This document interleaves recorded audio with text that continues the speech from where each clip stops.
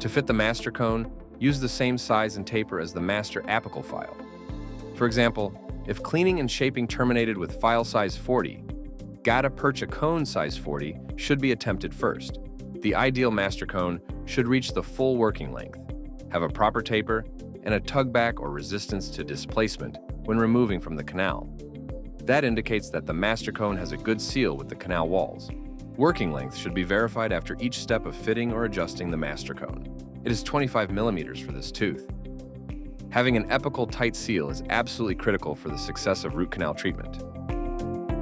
Choosing the correct sized gutta percha cone doesn't necessarily mean it will fit without modification. For this reason, check the working length and tug back at each step of the process and make changes if necessary.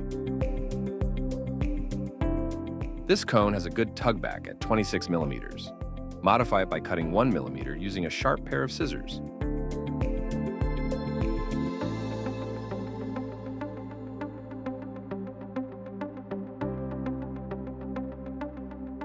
After modifying the cone, verify the working length and tug back.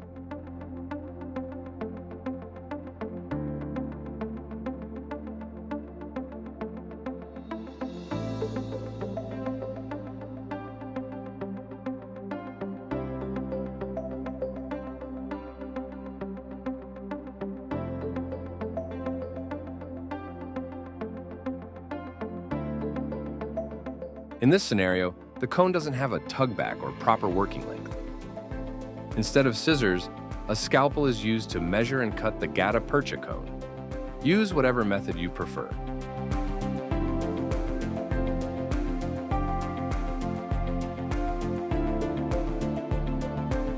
If the cone still doesn't have the proper criteria after modification, a larger size cone should be used.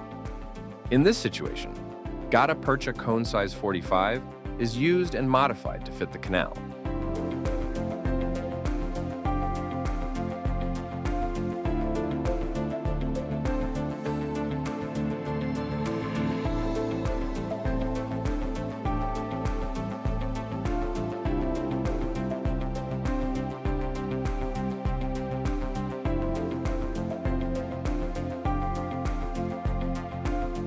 In this scenario, although having a good tug back, the gutta percha cone doesn't reach the full working length. This can be the result of a number of reasons.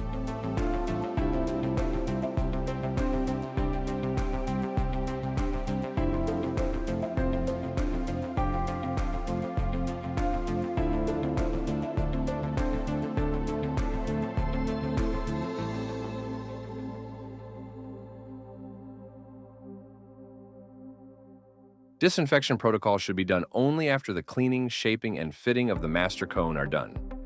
It is started by using sodium hypochlorite to eliminate bacteria and dissolve organic tissue. Then, EDTA is used to break down the smear layer, blocking the dentinal tubules and lateral canals. Lastly, sodium hypochlorite is used again to disinfect areas opened up by EDTA. Note that irrigation solutions can be activated using ultrasonic tips. Paper points are then used to dry out the canal. Note that ultimately, paper points should also reach the working length of the canal.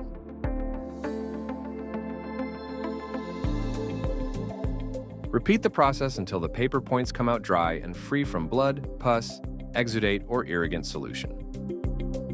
Now that we are ready to obturate, lateral canals are added to showcase the BioCeramic's ability to fill them. The BioCeramic sealer tip is introduced passively only halfway through the canal. Remember that you are dispensing the sealer, not injecting it. The tip is then retrieved while filling the coronal portion of the canal. The master cone is slowly introduced until it reaches the working length marked on the gutta percha. Note how the master cone is pushing the sealer to the lateral canals.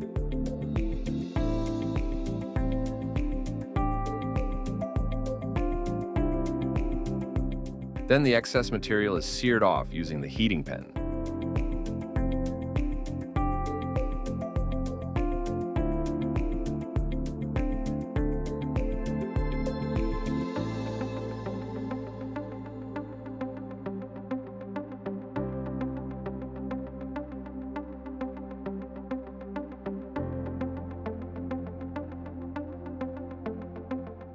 This illustrates an improper use of the BioCeramic sealer.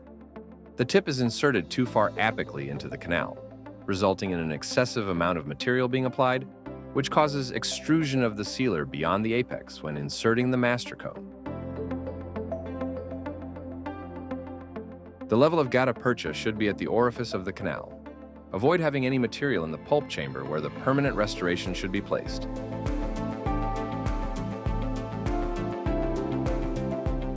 Using the endo plugger, condense the gutta percha after slightly heating it. That will help eliminate any microvoids in the canal while ensuring a tight coronal seal at the canal orifice.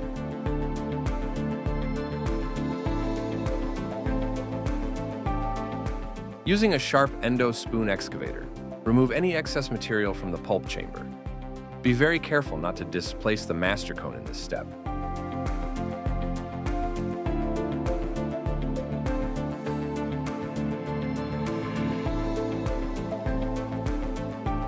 Finally, clean up the pulp chamber using alcohol on a microbrush or cotton.